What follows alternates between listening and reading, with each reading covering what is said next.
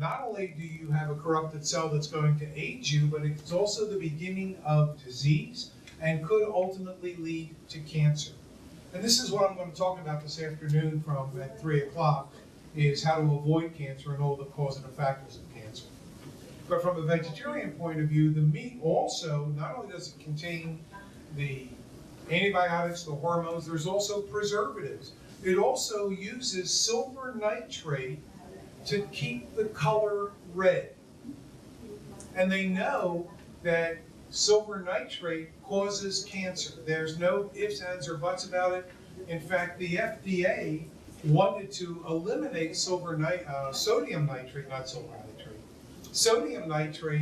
from the food chain, but the lobbyists spoke out against it, and so Congress never, excuse me, stopped it, and so sodium nitrate is used for everything.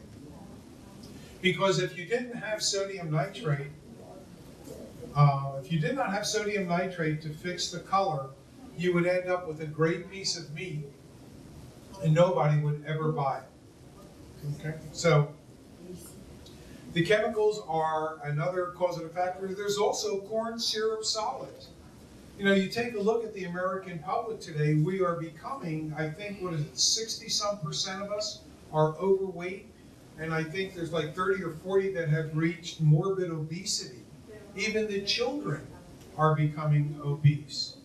And so you have major problems. And the obesity, because of the corn syrup solids, and believe it or not, it's even in the meat. You have to wonder why it would be in the meat. Excuse me. Señora, ustedes están hablando, estamos yendo a la conferencia, porque no puede hablar como ustedes hablando. ¿Ok? Gracias. Gracias a usted. Thank you. Thank you. And so you're looking at a chemical induction into the body that is an overload. And then if you're not taking supplements because you think you're getting enough out of your food, you're not.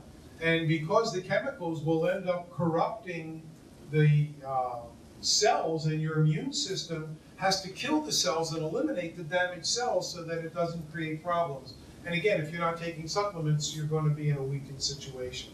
Another aspect to the meat, and trust, believe me, that I grew up eating meat almost every single night with my grandfather. And he would broil steak, and it would be under the, in the broiler with lots of garlic on top.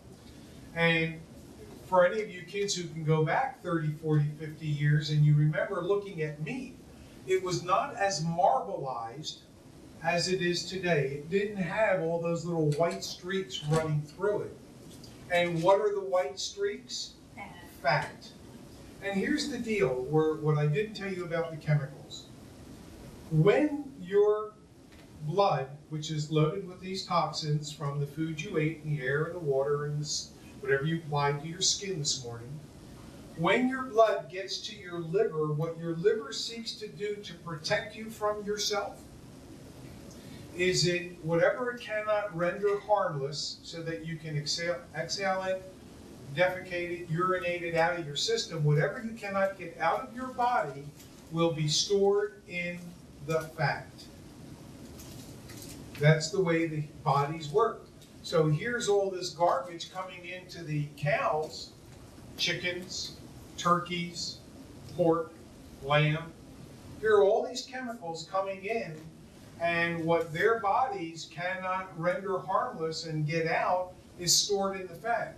And some of that is stored in the muscle. And what are we eating? If you're eating the meat, you're getting not only the chemicals that were grown and added, but the ones that they couldn't get rid of. So you end up with bringing in an overabundance of chemicals into your system. Ideally, moving into vegetarianism is kind of a difficult thing because, and it's the same thing with weight loss. The reason people cannot lose weight is because the emotional attachment to the foods. We've talked about comfort foods, and you think, well, if I understand that, I'll be in good shape. Well, the more cultural and traditional your diet is, the harder it's going to be to move away from it. Because what you're saying in essence is, I'm willing to leave my culture.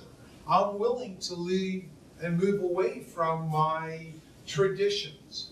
And I will tell you that that will be the most difficult undertaking you will ever do.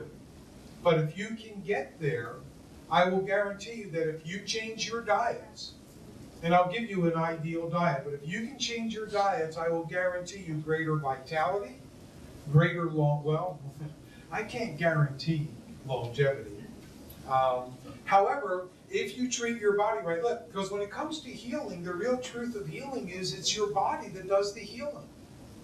It's not the drugs, it's not the vitamins, it's your body. So it really depends on what you feed yourself that's going to make the whole difference.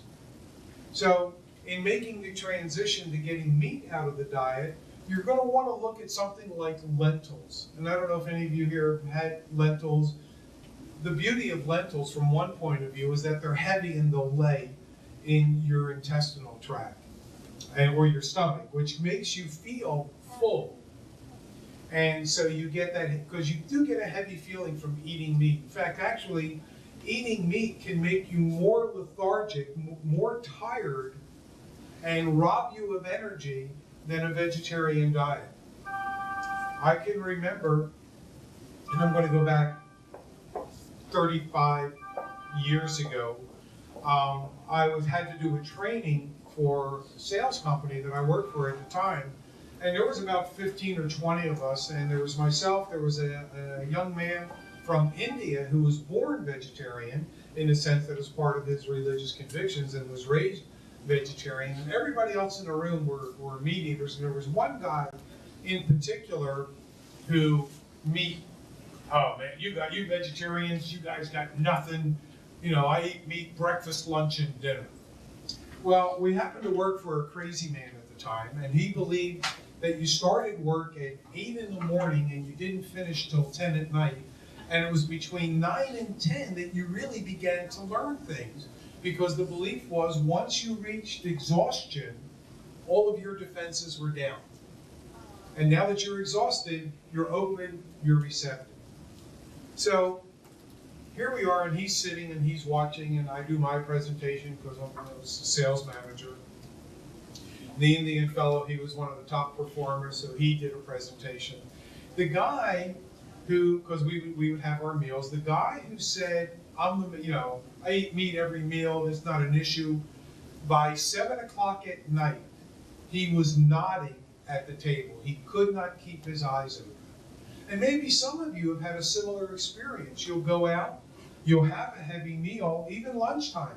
You'll get back to the office, you'll go home, you'll begin to slow down, and before you know it, you're beginning to nod off. You're looking to lay on the couch or your chair, or if you're in an office, you'll close the door.